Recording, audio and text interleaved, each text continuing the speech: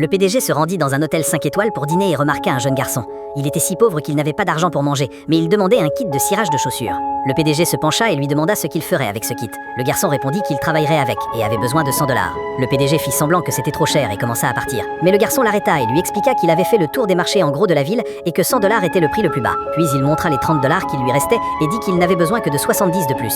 L'honnêteté du garçon impressionna profondément le PDG. Il lui donna les 70 $, mais posa une condition. Il ne resterait en ville que 5 jours et le garçon devait lui rembourser 100 $ avec intérêt dans ce délai. Le garçon accepta sans hésiter. En partant, le PDG lui offrit un petit canard jaune qu'il devait apporter à sa fille et lui dit de continuer à essayer. Le PDG ne savait pas que ce cadeau allait changer son destin. Quelques jours plus tard, grâce à ses efforts acharnés, le garçon remboursa le capital et revint à l'hôtel à l'heure convenue.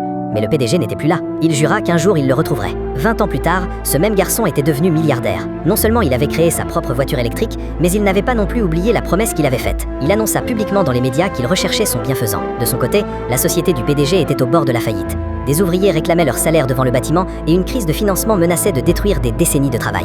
Le PDG décida de rencontrer le milliardaire dans l'espoir d'obtenir un investissement. Quand il arriva à l'entreprise, sa voiture heurta un véhicule de luxe dans un différend pour une place de parking. La femme qui conduisait ce véhicule le réprimanda sévèrement. Il reconnut alors cette femme. C'était celle qui avait été licenciée des années auparavant pour détournement de fonds. Elle était maintenant devenue l'assistante du milliardaire et affichait l'arrogance de sa position. Elle exigea réparation pour les dommages et ordonna au PDG de se mettre à genoux. Le PDG remarqua une odeur d'alcool émanant d'elle. Soudainement, elle le poussa au sol et s'en alla. Puis, le milliardaire descendit. Pour cacher la vérité, elle ordonna aux gardes de faire passer la voiture sur lui et accusa le PDG d'avoir provoqué la collision délibérément. Le milliardaire sentit lui aussi l'alcool et interrogea la femme. Mais elle mentit effrontément en rejetant la faute sur le PDG, prétendant qu'il avait perdu le contrôle. Le PDG, suivant le conseil de son associé, annula la coopération.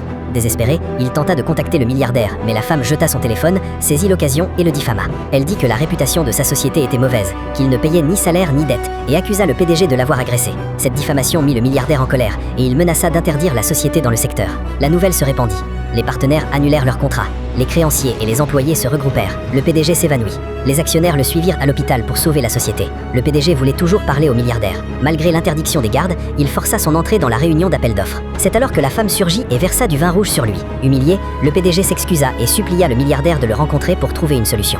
La femme le força à se mettre à genoux et dit avec un rire froid que c'était la seule façon de rencontrer le milliardaire. Le PDG n'avait pas le choix. La femme ordonna aux gardes de l'expulser. À ce moment, la réunion commença et de grandes entreprises faisaient leurs offres. Le milliardaire pensait à son vieil ami et promit publiquement que quiconque le retrouverait deviendrait un partenaire permanent de son groupe.